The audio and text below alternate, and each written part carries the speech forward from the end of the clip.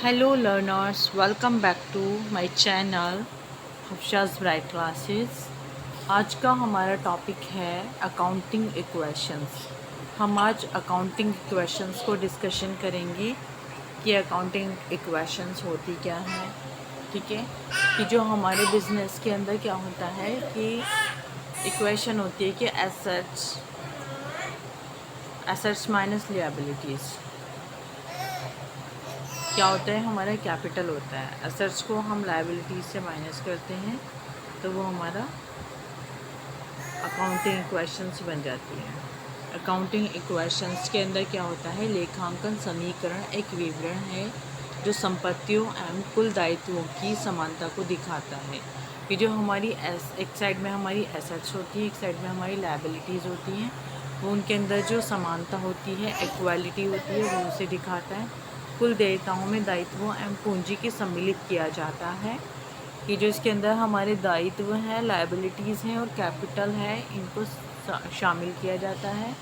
Liabilities के अंदर देयताओं में इस समीकरण का बायां पक्ष संपत्तियों तथा दायां पक्ष दायित्वों और स्वामित्व को अभिव्यक्त करता है।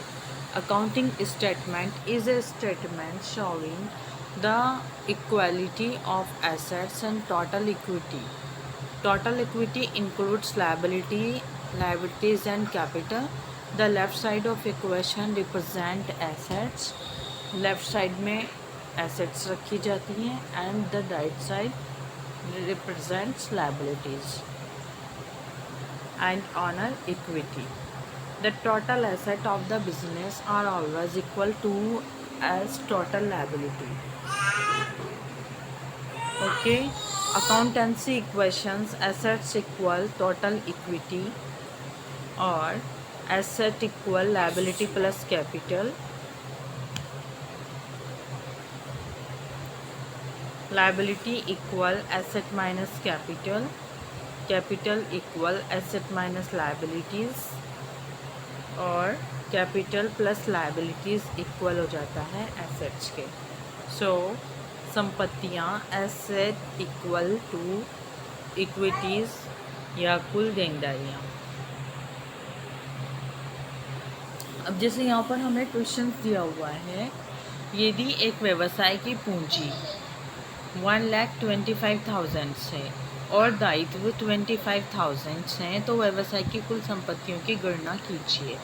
तो यहाँ पर हमें क्या है, कैपिटल दी हुई है और लायबिलिटीज़ दी हुई हैं। तो यहाँ पर क्या है, asset equal to capital plus liabilities. तो यहाँ पर क्या होगा, 125 और 25 को हम ऐड कर देंगे। तो जैसे ये सॉल्यूशन दिया हुआ है, पहले आप ये देखिए balance sheet equation.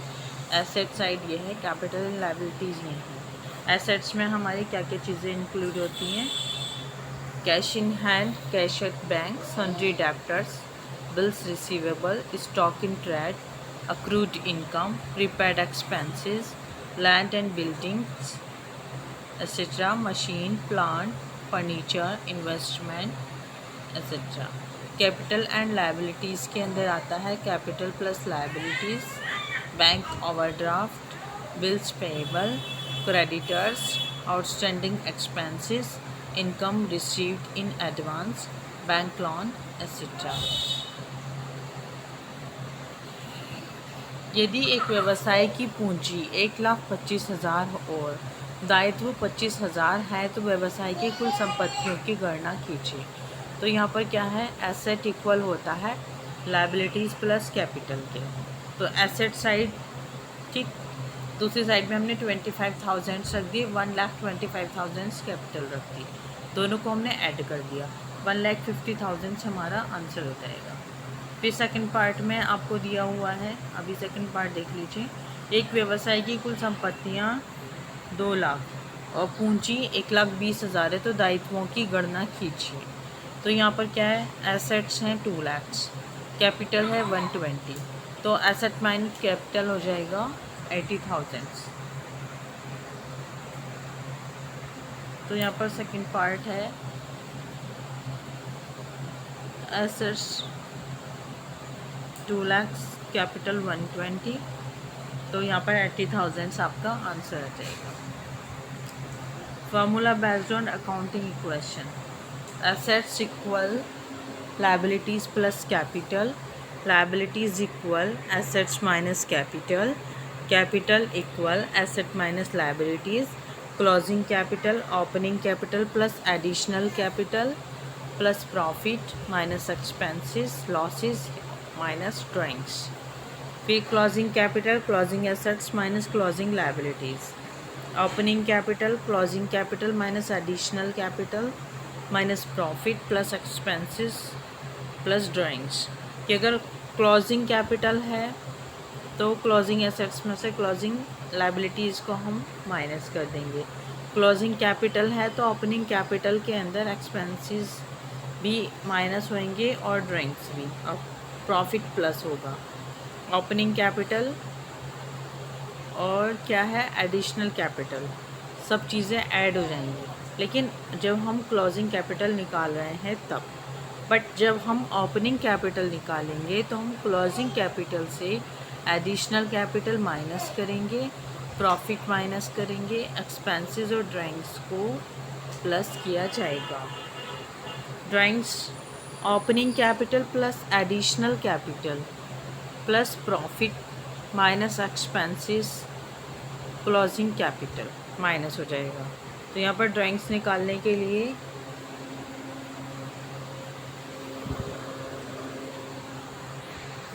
Opening capital plus additional capital, profit minus expenses minus closing capital. Closing assets, closing capital plus closing liabilities. Closing assets, closing capital plus closing liabilities plus profit income minus expenses. Profit या income के लिए revenue में से हम expenses को minus कर देते हैं. प्रॉफिट या income closing capital plus drawings minus additional capital minus opening capital. Total equity honours capital plus revenue plus liabilities minus expenses. तो देखिए फ्रेंड्स, हम कैलकुलेशन ऑफ ओपनिंग कैपिटल कर रहे हैं. तो यहाँ पर हमारा क्वेश्चन है 31 दिसंबर 2019 को कुल संपत्तियाँ तथा कुल दायित्व क्रमशः 1,25,000 तथा 25,000 थे. वर्ष के दौरान 20,000 से अतिरिक्त पूंजी लगाई. वर्ष के दौरान आहरण पर ₹15,000 के थे. वर्ष के दौरान लाभ 40,000 था. ठीक, तो यहाँ पर क्या है, क्लोजिंग कैपिटल है. सबसे पहले हम क्या करेंगे, कैलकुलेशन ओपनिंग कैपिटल करने के लिए क्लोजिंग कैपिटल की कैलकुलेशन करेंगे. तो क्लोजिंग कैपिटल में से क्लोजिंग एसेट्स में से क्लोजिंग लायबिलिटीज़ को माइनस कर दिया, कैपिटल आ जाएगी. तो जो फर्स्ट पार्ट में दिया हुआ है 1,25,000, इसके अंदर से 25,000 माइनस कर दीजिए, 1 लाख आ गई आपकी क्लोजिंग कैपिटल. अब हमें ओपनिंग कैपिटल का कैलकुलेशन करनी है. तो यहाँ पर पहले तो हम क्लोजिंग कैपिटल जो हमने फाइंड करी है उसे रखेंगे, फिर प्लस हम ड्राइंग्स करेंगे, फिर माइनस एडिशनल कैपिटल करेंगे, फिर माइनस प्रॉफिट करेंगे. 1 लाख प्लस 15,000 माइनस 20,000 माइनस 40,000, 55,000 हमारा आंसर आ जाएगा. तो देखिए हमने ये फर्स्ट क्वेश्चन कर लिया है. सेकंड क्वेश्चन में करा रही हूँ आपको. अभी हमने ये किया था थर्ड क्वेश्चन. थर्ड तो हमने कर लिया, क्वेश्चन नंबर थर्ड. अब हम सेकंड करते हैं. तो सेकंड में आपको मिसिंग दिया हुआ है एसेट्स, लायबिलिटीज़, कैपिटल. तो तीनों का जैसे 50 है और ये 10 है.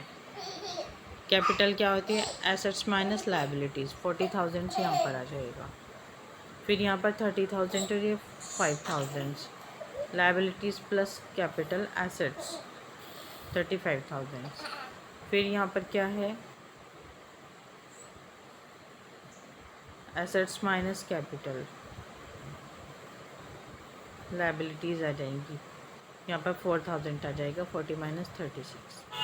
फिर यहाँ पर क्या है, कैपिटल निकालनी है हमें, एसेट्स माइनस लायबिलिटीज़ 28,000 आ जाएगा. 40 और 35, यहाँ पर 5,000 आ जाएगा. तो ये दिया हुआ है टेबल में, ये आप स्क्रीनशॉट ले लीजिए. आप फिर इसे सॉल्व कर लीजिएगा। ओके, नेक्स्ट, निम्न का लेखांकन समीकरण पर क्या प्रभाव पड़ेगा? महेश से 20,000 का उधार माल खरीदा। ठीक, उधार माल खरीदेंगे तो उधार माल खरीदने से हमारे क्रेडिटर्स भी बढ़ जाएंगे और हमारा स्टॉक भी इंक्रीज़ हो जाएगा। सुरेश को 8,000 का माल 10,000 में नकद बेचा। तो सुरेश को 8,000 का माल क्या है, 10,000 में नकद बेचा। तो यहाँ पर क्या हो रहा है, कैश इंक्रीज़ हो रहा है और स्टॉक हमारा डिक्रीज़ हो रहा है। कैपिटल भी हमारी इंक्रीज़ हो रही है। मजदूरी के दिए 500, तो यहाँ पर कैश एंड कैपिटल दोनों से डिक्रीज़ होगा। व्यक्तिगत प्रयोग के लिए 2000 नकद निकाले, तो जो ड्राइंग्स हैं वो नकद निकाले गए, तो कैश निकाला गया, कैपिटल भी डिक्रीज़ हो जाएगी और कैश भी डिक्रीज़ हो जाएगा। लेनदारों को भुगतान किया 5000 का, यहाँ पर कैश भी डिक्रीज़ हो जाएगा और क्रेडिटर्स भी डिक्रीज़ हो जाएंगे। कौन से लेन देन लेखांकन समीकरण में संपत्तियों को घटाएंगे तथा पूंजी को भी घटाएंगे? कि जब हमारे यहाँ पर एसेट्स भी हमारी कम होंगी और कैपिटल को भी कम करेंगे हम, तो वहाँ पर क्या होगा, या तो ड्राइंग्स होंगे या फिर एक्सपेंसिव होंगे। संपत्तियों को बढ़ाएंगे तथा दायित्वों को भी बढ़ाएंगे। परचेज ऑफ एन एसेट और क्रेडिट, कि अगर हम किसी भी एसेट को परचेज़ करेंगे तो हमारी एसेट्स बढ़ जाएंगी और लायबिलिटीज़ भी बढ़ जाएंगी। संपत्तियों को बढ़ाएंगे तथा अन्य संपत्ति में कमी करेंगे, कि अगर हमारी क्या है कि संपत्ति तो बढ़ गई तो उसकी हमने क्या किया, पेमेंट चली गई और अन्य संपत्तियों में कमी करेंगे। परचेज और सेल, जब हम संपत्तियों को बढ़ाएंगे तो परचेज होगी और संपत्ति में कमी करेंगे तो क्या होगा, sale of an asset in cash. Purchase करेंगे या सेल करेंगे एसेट में, तो संपत्ति परचेज करेंगे तो बढ़ जाएगी और सेल करेंगे तो घट जाएगी। संपत्तियों को घटाएंगे, दायित्वों को भी घटाएंगे, तो क्या होगा, payment of A liability. Liabilities हमारी कम हो जाएंगी जब हम पेमेंट करेंगे और कैश भी कम हो जाएगा।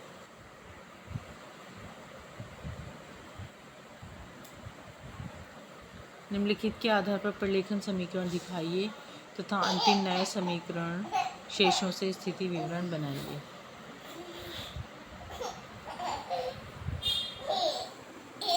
देखिए, नोटी सा बेटा है मेरा इस्माइल। इस्माइल, हंसी आ रही है आपको? हंसी आ रही है?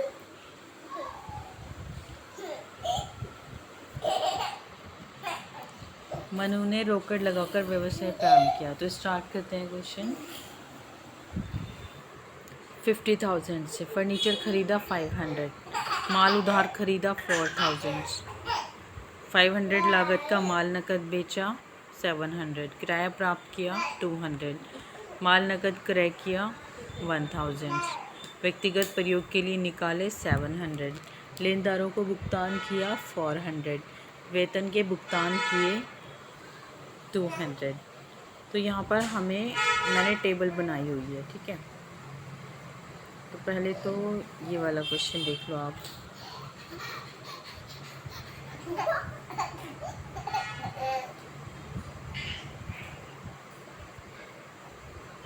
एक व्यवसायी की 30 जून 2019 को निम्न स्थिति थी: रोकड़ 5,000, देनदार 20,000, मशीनरी 60, स्टॉक 25, पूंजी 75, उनके दायित्व ज्ञात कीजिए।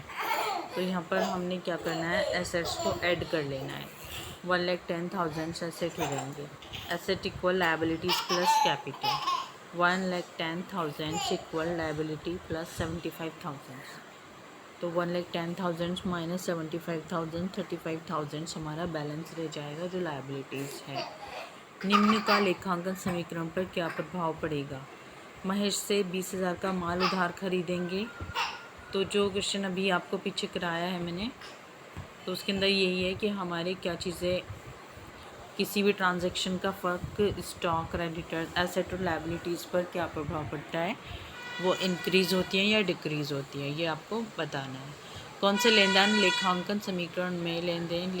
समीकरण में संपत्तियों को घटाएंगे तथा पूंजी को भी घटाएंगे। ये मैं करा चुकी हूँ क्वेश्चन, ये आप देख लीजिएगा एक बार, ठीक है। अभी जो लास्ट कराया था वही ये वाला क्वेश्चन है।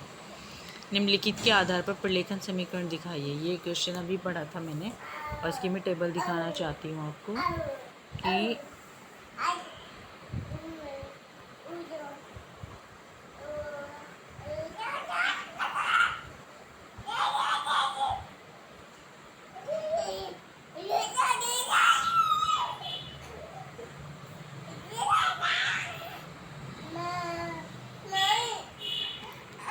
जैसे यहाँ पर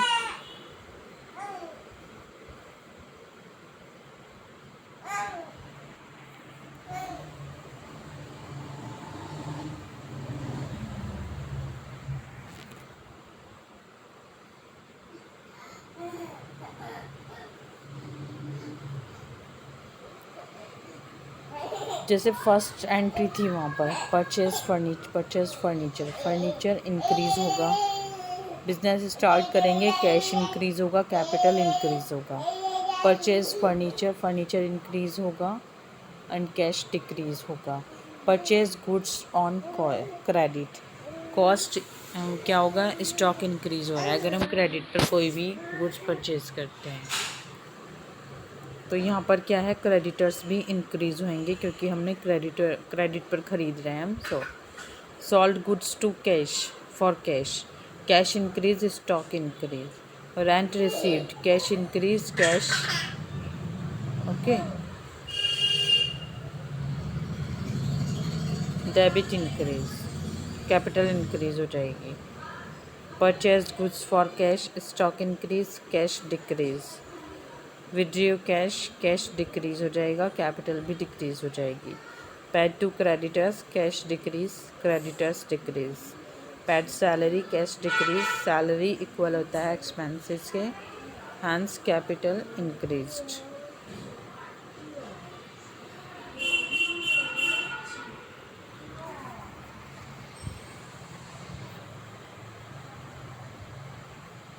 तो ये क्वेश्चन अभी हमने बता दिया है आपको, ठीक है। अब नेक्स्ट क्वेश्चन ये वाला देखिए आप,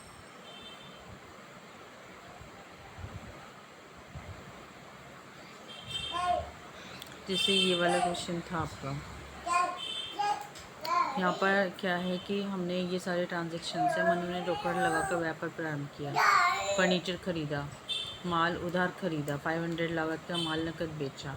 तो यहाँ पर क्या है, मनु ने बिज़नेस स्टार्ट किया 50,000 से। तो इसकी बैलेंस शीट देख लीजिए आप, पहले ये क्वेश्चन देख लें आप अच्छी तरीके से, इसका स्क्रीनशॉट ले लें, फिर इसकी बैलेंस शीट दिखाती हूँ मैं आपको। ये रही। तो यहाँ पर क्या है कि जैसे कैश 48,100 है, फर्नीचर 500 का, स्टॉक 4500 का, 53,100 हमारा आ गया बैलेंस। फिर क्रेडिटर्स 3600, कैपिटल 49,500। फिर नेक्स्ट क्वेश्चन है ये आपका,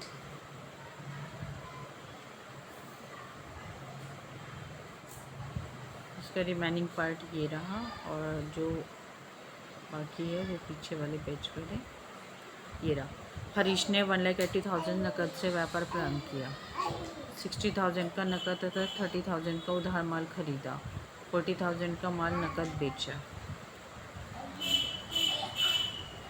5,000 का किराया भुगतान किया, 2,000 किराया बाकी है, 50,000 का माल उधार बेचा, वेतन अग्रिम भुगतान किया। तो यहाँ पर बैलेंस शीट में आप देख लीजिए कि कैश 1,52,000 हो जाएगा, स्टॉक 28,000, डेप्टर्स 50,000, प्रिपेड एक्सपेंसेस 3,000, 2,33,000 हमारा बैलेंस आ जाएगा। Outstanding expenses 2,000, capital